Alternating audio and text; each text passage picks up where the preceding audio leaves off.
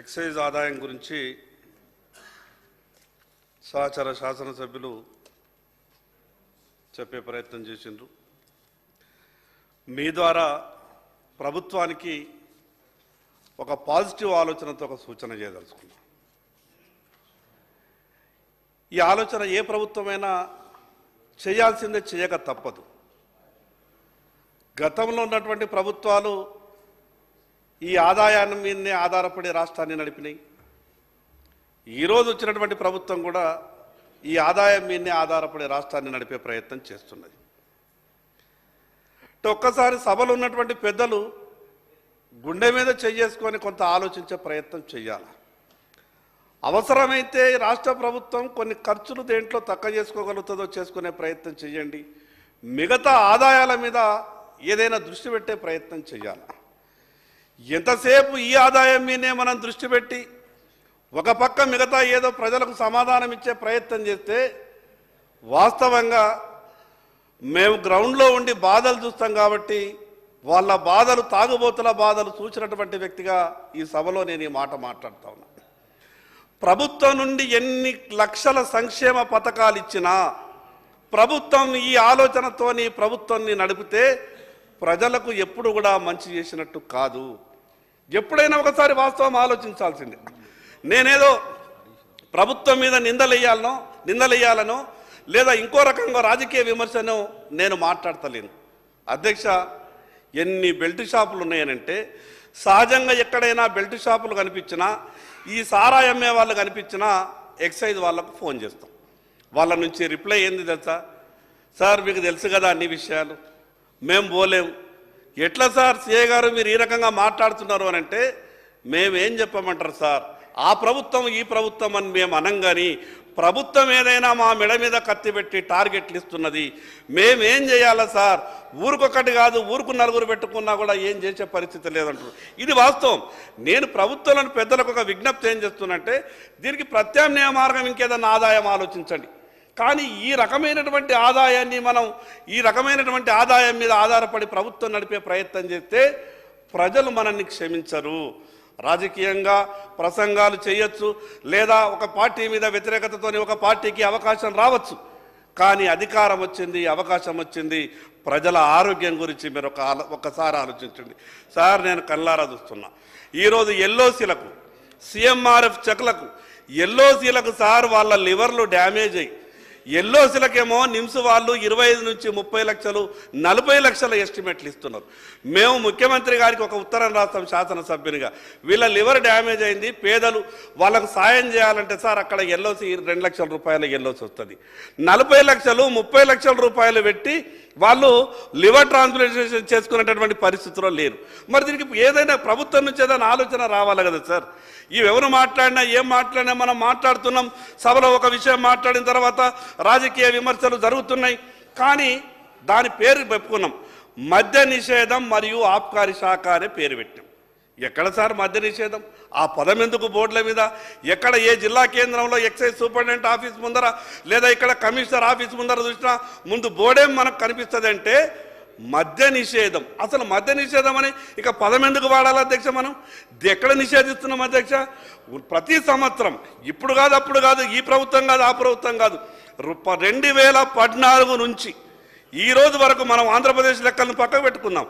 ఈ రోజు వరకు సంవత్సరం కింద పెంచుకునే ప్రయత్నం చేస్తున్నాం, కానీ ఎక్కడ కూడా తగ్గించుకునే ప్రయత్నం చేస్తలేం. అందుకే నేను మీ ద్వారా మంత్రి గారికి, అదేవిధంగా ప్రభుత్వంలో ఉన్నటువంటి పెద్దలకు నేను విజ్ఞప్తి చేస్తున్నా, దీన్ని కొంత మనం పాజిటివ్గా ఆలోచించండి. రాజకీయ విమర్శగా కాకుండా, మీరు ఇంకో దాని మీద సమాధానం చెప్పే తీరు కాకుండా ప్రత్యామ్నాయం మీద ఆలోచించండి. మీరు ఒక్కసారి కావాలంటే ఇప్పటికే కొన్ని ఎన్జిఓ ఆర్గనైజేషన్స్ సర్వేలు ఇచ్చినాయి. ఏ రాష్ట్రంలో లేదు, మన రాష్ట్రంలో ఇంత తాగి చనిపోతున్నారంటే విపరీతమైనటువంటి బాధలు ఉన్నాయి సార్. చిన్న వయసులో చిన్న పిల్లల్ని పట్టుకొని వచ్చి మా దగ్గరికి వచ్చి వాళ్ళు ఏడుస్తే కళ్ళకి వెళ్ళి నీళ్ళు వస్తున్నాయి సార్. 30-32 సంవత్సరాలనే ఆ తల్లి వితంతు అయిపోతున్నది. చిన్న పిల్లగాళ్ళు వాళ్ళని చూస్తే గోస అనిపిస్తున్నది. కానీ దీని మీద ఏదో రకమైనటువంటి కట్టడి చెయ్యాలా. అవసరమైతే మీరు ఇంకేదైనా ఈ పాలసీలు ఏమన్నా మార్చండి, ఇంకేదైనా చేయండి. కానీ మద్యం మీద ఆధారపడి ప్రభుత్వాన్ని నడిపే ప్రయత్నం చేయొద్దని నేను మీ ద్వారా ప్రభుత్వానికి విజ్ఞప్తి చేస్తా ఉన్నాను. మరి అదేవిధంగా అధ్యక్ష, బీసీలకు సంబంధించినటువంటి అంశం సార్, 3వ తరగతి నుంచి 7వ తరగతి చదివే పిల్లలకు రోజుకు 33 రూపాయలు ఇస్తున్నారు సార్. దీంతో భోజనం 3 పూటల భోజనం వస్తుందా సార్? ఆరోగ్యంగా ఉండగలుగుతారా సార్? ఏ రకంగా సార్? 33 రూపాయలు ఇచ్చి 3 పూటల ఆరోగ్యంగా ఉండండి, దాంట్లోనే చికెన్ తినండి, మటన్ తినండి, ప్రభుత్వం మీకు అండగా ఉంటుందంటే ఎట్లుంటుంది సార్? 33 రూపాయలలో ఎక్కడన్నా సాధ్యమవుతుందా? 8వ తరగతి నుంచి 10వ తరగతి వరకు 35 రూపాయలు ఇస్తారు. ఎట్లా సాధ్యమవుతుంది సార్? 35 రూపాయలకు ఇక్కడికన్నా చాలా తనకు పోతే 50 రూపాయలు 100 రూపాయలు ఛాయకి అవుతున్నాయి. 33 రూపాయలలో 3 పూటలు భోజనం తినండి అంటారు, దాంట్లోనే ఎగ్గు తినండి అంటారు, చికెన్ తినండి, మటన్ తినండి, పాలు తాగండి, ఆరోగ్యంగా ఉండండి, మీకు మా ప్రభుత్వం భరోసా అంటారు. ఎట్లా సార్ ఇది సాధ్యమవుతుంది సార్? అందుకే మీ ద్వారా గౌరవ మంత్రి గారికి విజ్ఞప్తి చేస్తా ఉన్నా, ఖచ్చితంగా దీని మీద మార్పు రావాలా. బీసీలని ఆదుకునేటటువంటి వాళ్ళు సరి అయినటువంటి పౌష్టికాహారం పెట్టకుంటే వాళ్ళ మెదడెట్లా పనిచేస్తుంది, వాళ్ళు ఎట్లా ఏ రకంగా ముందుకు పోతారు, ఆరోగ్యంగా ఎట్లుంటారు, దీని మీద ప్రభుత్వం ఆలోచించాలా. అదే సార్ దాంట్లో విచిత్రం ఏమనిపిస్తాయంటే సార్, వాళ్ళకు కటింగ్ కొరకు 12 రూపాయలు. ఎవరైనా ఎత్తరా సార్? 12 రూపాయలు ఇస్తే ఎక్కడన్నా కానీ వాళ్ళకి హెయిర్ కటింగ్ జరుగుతుందా? 50 రూపాయలు సబ్బులకు. ఒక్క సబ్బు రా సార్ 50 రూపాయలు, ఒక్కొక్క సబ్బు 60 రూపాయలు 70 రూపాయలు ఉన్నది, 50 రూపాయలు ఇస్తారు కేవలం. అదేవిధంగా ట్యూటర్స్కు వాళ్ళకు ట్యూషన్ చెప్పడానికి 1500 రూపాయలు ఇస్తారు. ఇంత గొప్ప శాలరీ ఇస్తే బీసీలకు ట్యూషన్ చెప్పడానికి ఎక్కడి నుంచి రావాలా సార్? ఎవరొచ్చి చెప్తారు సార్? 1500 రూపాయలు ఇచ్చి బీసీల పిల్లలకు ట్యూషన్ చెప్పండి, భరోసాగా మేము ఉన్నామంటే ఎక్కడికి వెళ్ళి సాధ్యమైతే సార్? అందుకే నేను చెప్పేటువంటి విషయాన్ని కొంత పాజిటివ్గా ఆలోచించండి.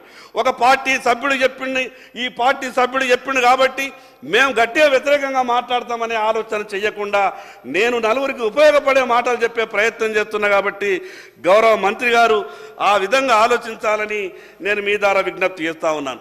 అదేవిధంగా సార్, ఆత్మగౌరవ భవనాలు గత ప్రభుత్వం ఇట్లా చేసింది సార్.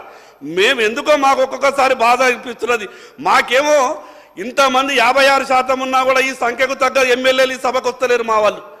మేము 56% ఉన్నా కూడా ఈ సంఖ్యకు తగ్గట్టటువంటి ఎమ్మెల్యేలు ఎన్నికైనా కూడా దానికి సమానంగా మంత్రి పదవులు కూడా మాకు రావు. ఇక ముఖ్యమంత్రి పదవి ఎప్పుడు వస్తుందో తెలియదు, కానీ ఎక్కడ కూడా మాకున్నటువంటి పరిస్థితులలో ఆత్మగౌరవ భవనాలని మాకు ఇచ్చింది సార్. ఎక్కడా లేదు సార్ ఆత్మగౌరవ భవనాలు. మాకు స్థలాలు, ఆత్మగౌరవ భవనాలకు స్థలాలు ఎక్కడిస్తారు తెలుసా సార్? ఊరు నుంచి 50-40 కిలోమీటర్ల దూరం. అదే ఎదిగిన వాళ్ళకి ఎక్కడిస్తారు తెలుసా సార్? సెక్రటరీకు 2 కిలోమీటర్ల దూరంలో, అసెంబ్లీకి 2 కిలోమీటర్ల దూరంలో ఇస్తారు ఎదిగిన వాళ్లకు. వెనకబడ్డ వాళ్ళకు మాత్రం హైదరాబాద్ నుంచి 40 కిలోమీటర్లు 50 కిలోమీటర్ల దూరంలో మాకు ఆత్మగౌరవ భవనాలు ఇస్తారు. దానికి నిధులు ఇచ్చినామని జీవోలు ఇస్తారు, నిధులు ఇవ్వరు, ఆ బిల్డింగులు పూర్తిగా ఎక్కడుంటుంది సార్ మా ఆత్మగౌరవం? దయచేసి ప్రభుత్వం ఈ విషయం మీద ఆలోచించాలని మీ ద్వారా విజ్ఞప్తి చేస్తా ఉన్నాను. అదేవిధంగా సార్, కార్పొరేషన్లు ఎన్నికల ముందు ఈ ప్రభుత్వం ఆ ప్రభుత్వం 2 ప్రభుత్వాలు ఎన్నికలకు ముందు కార్పొరేషన్లు ఫామ్ చేస్తుంది. నయా పైసా ఇవ్వకుండా కార్పొరేషన్లను తయారు చేసింది. ఈ ప్రభుత్వం కూడా ఆ బాటలో ప్రయాణం చేయొద్దని, గత ప్రభుత్వం చేసినటువంటి తప్పులు మీరు చేయొద్దని మీ ద్వారా ప్రభుత్వానికి విజ్ఞప్తి చేస్తా ఉన్నాను. అదేవిధంగా అధ్యక్ష, ఎంబీసీలు మోస్ట్ బ్యాక్వర్డ్ క్లాస్ 1000 కోట్లు కేటాయించారు సార్ గతంలో బడ్జెట్ సార్. దాంట్లోకి వెళ్ళి 50 కోట్ల రూపాయలు కూడా ఖర్చు కాలేదు. ఎక్కడ ఉంటుందా సార్? 95% ఖర్చు కాకుండా మీరు బడ్జెట్లో అలొకేషన్ ఇస్తే దానికి ఏం లాభం సార్? అంటే కేవలం బడ్జెట్ ప్రవేశపెట్టినాడు మాత్రమే పుస్తకం చూపించి ఆ పుస్తకంలో చూసేటువంటి సంఖ్యను చూసి మాత్రమే మేము సంతోషపడాలన్నా సార్? ఎక్కడైనా ఉంటుందా? 100 రూపాయలు మీరు బడ్జెట్లో పెట్టి కేవలం 5 రూపాయలు మాత్రమే ఖర్చు పెట్టి 95 రూపాయలు ఖర్చు కాలేదు అని అంటే ఏ రకంగా ఎంబీసీలకు న్యాయం జరుగుతుంది? ఒక్కసారి ఆలోచించాలి సార్. సార్, అదేవిధంగా మొన్న ప్రభుత్వం శాసనసభలో ఒక తీర్మానం చేసింది. నేను ఆ తీర్మానం చూసిన తర్వాత కొంత సంతోషపడ్డా సార్. ఇన్ని సంవత్సరాలుగా పడుతున్నటువంటి ఈ రిజర్వేషన్ల ఇబ్బంది, ఈ ప్రభుత్వం ఒక మంచి ఆలోచనతోని రిజర్వేషన్లు పెంచుతామని మాట ఇచ్చింది. కానీ మీ ద్వారా ప్రభుత్వానికి, ప్రభుత్వంలో ఉన్నటువంటి పెద్దలకు విజ్ఞప్తి చేస్తున్నా, మీరు ఆ తీర్మానం చేసి చేతులు దులుపుకుంటే సరిపోదు.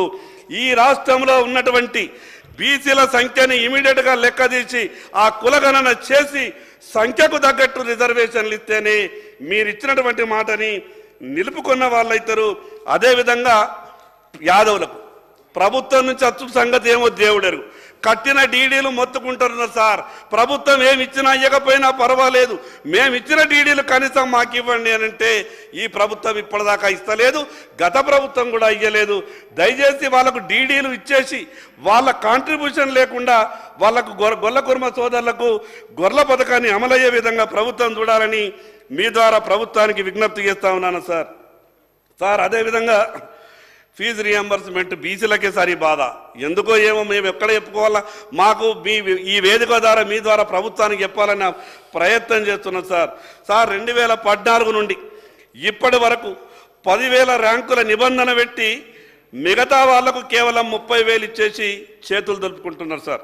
గత ప్రభుత్వం ఇట్లనే చేసింది, ఈ ప్రభుత్వం ఇట్లా చేసింది. మళ్ళా ఇంకా మాకు ఒక లొల్లి పెట్టింది సార్ బీసీఈని తీసుకొచ్చి.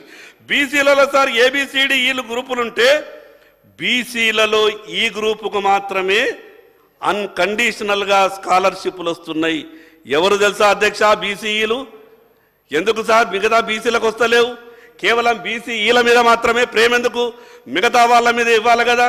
మేము ముస్లిం సోదరులకు ఇవ్వద్దని అంటలేం, వాళ్లకు ఇవ్వండి, ఇంకో 10 రూపాయలు ఎక్కువండి, మాకేం అభ్యంతరం లేదు. మరి బీసీఈ ముస్లిం సోదరులకు ఇచ్చినట్టు మిగతా బీసీలకు కూడా ఇవ్వాలి కదా సార్. ఆ ప్రభుత్వమైనా ఈ ప్రభుత్వమైనా అక్బరుద్దీన్ ఓవైసీ గారు గట్టిగానంటే మీకేం కావాలో లేజా బాయ్ హమాయ్ తుమారే సాత్ అని వీళ్ళు అన్నారు. అరే హంబీ హై తుమారే సాత్ అని వాళ్ళు అంటారు. మాకెవరు లేరా అధ్యక్ష సభలో? మా ఈ రాష్ట్రంలో మాకెవరు లేరా? వాళ్ళకు మాత్రం వీళ్ళు ఉండే గత ప్రభుత్వం, ఇప్పుడు వచ్చిన కొత్త ప్రభుత్వం కూడా వాళ్ళకు ఉన్నది.